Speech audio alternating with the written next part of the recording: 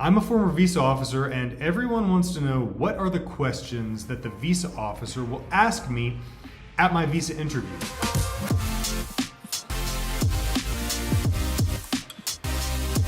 Let's think about it in two ways. One, you can always expect that they will ask you some questions. Maybe just 1, 2, or 3 questions, but they're going to ask you something. Now, the exact questions that they're going to ask you, you'll never know.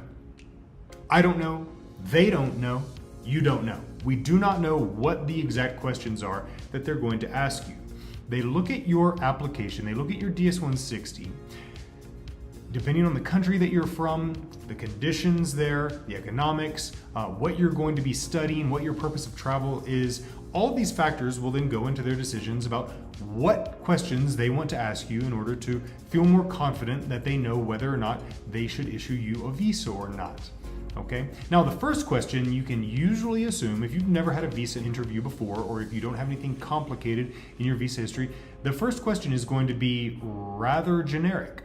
What's your purpose of travel to the US? Why do you want to go to the US? What are you going to do in the US?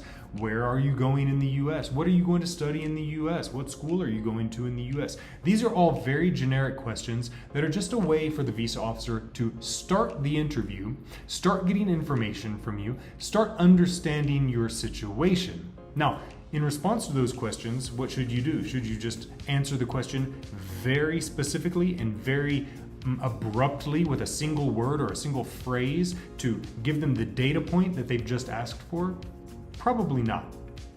In most cases, you would do much better giving them a little bit of a story that answers the question for them. They ask you, what are you going to study? Don't just reply with engineering. Reply with what you're going to study and where, what this is going to do for you, how you came to this decision, whatever the highlights of your case may be.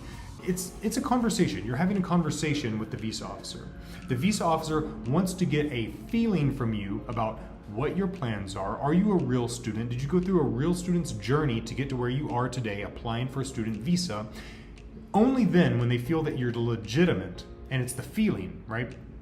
It's not having certain pieces of data and then they can issue. No, it's the feeling that you are a legitimate student, that you do intend to go to the US, you can pay for it, and after your studies, you're going to return to your home country.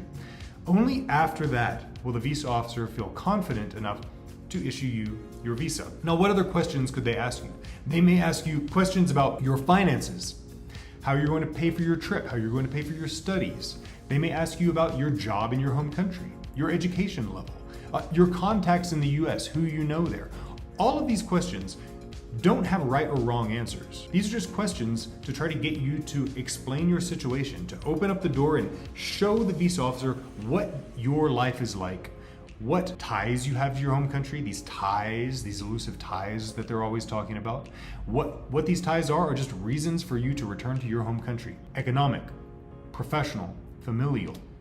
They could be anything. Just the reasons why your life plan involves going back to your home country. So what I want you to do is change your thinking about preparing for the questions you're going to be asked in the interview. You should instead know what your story is, what the core of it is, what are the highlights of your situation, and know what those are and what you want the visa officer to know. More like a job interview. What are your main qualifications that you want this person on the other side of the window to know about you? And then, in answering their questions, get that information across to them. Tell them about what your finances are, not just my father is a businessman. No. Tell them what your father's business is. What's the scope of it? What's the size of it? How much revenue? How much income? How long has it been around? Is it famous? These are the kinds of things that are going to make them know more details about your case. So you go in knowing, okay, I have a goal, not just how I'm going to answer questions. I have a goal to make the visa officer feel a certain way about me and my situation here in my country, to make them feel confident that they can trust me, they can trust I'm going to leave the US and come back to my home country after my trip to the US.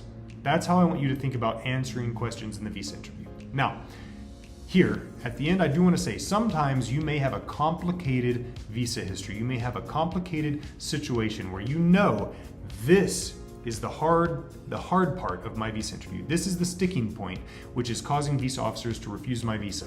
In that case, yes, you need to prepare exactly how you want to address that issue.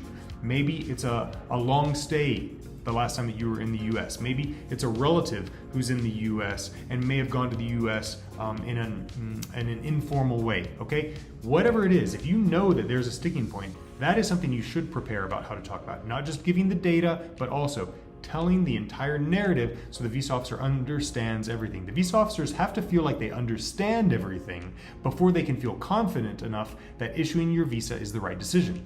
All right, good luck. Good luck. Hold that mentality when you go into the visa interview, and that is how you're going to get your visa issued.